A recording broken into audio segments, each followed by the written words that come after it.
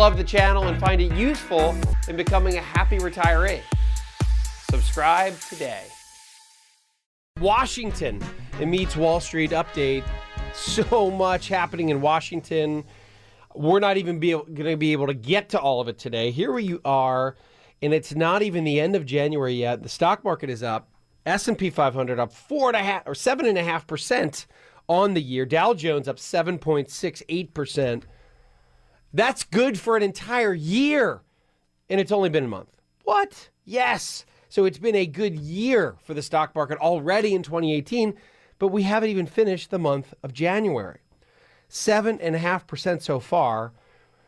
And I keep this almanac, the Stock Trader's Almanac, and I get a new one every year. It's the 2018 version, and it's on my desk. And it's so interesting because every single day gives you what happened on this date in history in a meaningful way. And here's what the Stock Trader's Almanac says. And this started way back in the early 70s. So this has been around for well over 40 years. Originated in, again, early 70s. And if you look at this year's edition and you look at the data going back to 1950 on the market, the January barometer, and you've heard this before, so January goes, so goes the market.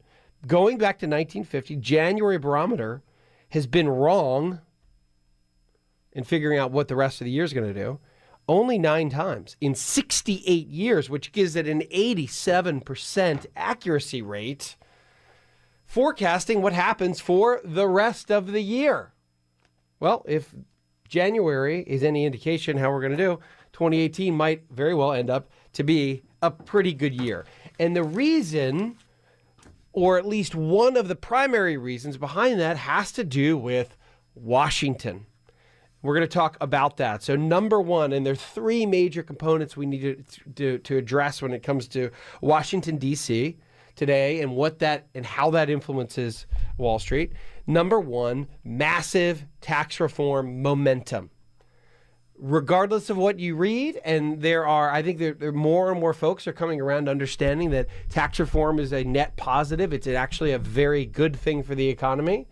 But because there's so much noise politically against tax reform, as if tax reform is a political issue, not an economic issue. I think it's an economic issue more than it is a political issue, but of course it's politicized. Those who dislike the very thought of tax reform will close their eyes to any sort of data point that says, hey, this has actually been pretty good for the economy, pretty good for individuals, good for families, good for companies. Hey, this is a net positive. But if you don't like the thought of tax reform, you are turning a blind eye to that. You're saying, hey, it's not a good idea. But America is warming up to that. America is slowly and surely understanding the tax reform is a net positive. So that's number one. Number two, honey, I forgot to increase earnings estimates. What? Well, that's a little bit of Hollywood mixed with Wall Street, and it just means that Wall Street analysts are still woefully behind in understanding what tax reform means from a company earnings perspective, and that's what's the most important thing as an investor for your 401k? Company earnings. And they are dreadfully behind the curve in figuring out what tax reform is going to do. So they're saying, oops, I forgot to increase all those companies that I cover and what they're actually going to earn in 2018 and 2019.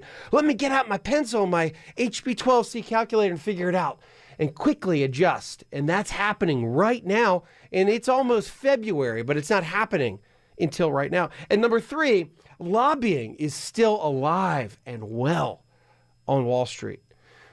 2016, we started really talking about the impact of lobbying on companies and how their ability to earn a profit on Wall Street. Publicly traded companies who get in the Washington jet stream and figure out a way to make sure that law is congruent with the kind of business that they're doing. And those companies, year after year after year, which goes back more than a decade of research, really helps. It helps earnings, and it helps those individual companies from a stock performance perspective. Hi, I'm Wes Moss, and thanks for taking a minute to hear about what's so different about my new book, You can retire sooner than you think. So unlike other retirement books, this book will give you a step-by-step guide, whether you're in your 20s or 30s or 40s or 50s, to learn from what these successful and happy retirees did to get there. I hope you enjoy the book, but more importantly, I know that it'll help you retire sooner than you think.